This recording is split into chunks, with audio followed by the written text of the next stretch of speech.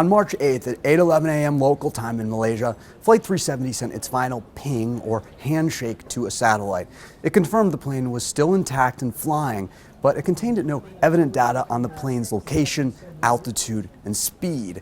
But after 2 weeks of analysis of what little information they had, Inmarsat, the owner of satellite 3F1, in partnership with other experts, managed to narrow down the location of the missing Air Malaysia flight to an area covering just 3% of the vast stretch known as the Southern Corridor. How do they make these calculations? First, let's consider the satellite itself. The 3F1 was launched in 1996, making it one of the oldest satellites serving the airline industry.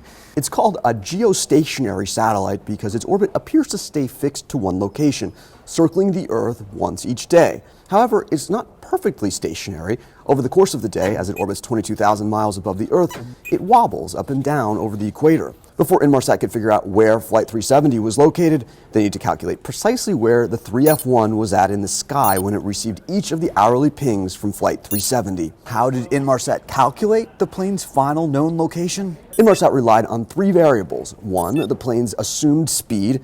Two, the satellite's exact location.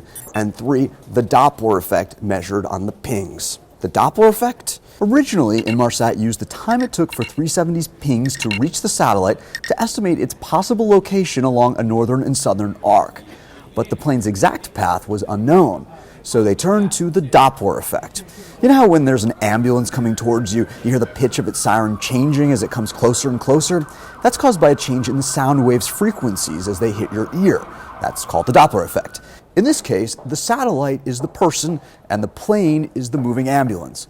By measuring changes in the frequencies of the pings that hit the satellite and combining that analysis with estimates of the plane's speed, they were able to more closely calculate Flight 370's path. Why can't they pinpoint the plane's exact final location? The big unknown here is how much further Flight 370 flew after it sent its final ping.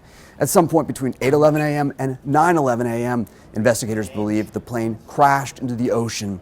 Assuming its speed and direction remained relatively constant, they were able to narrow into a much smaller but still vast area to search for remnants of Flight 370. That's the short answer.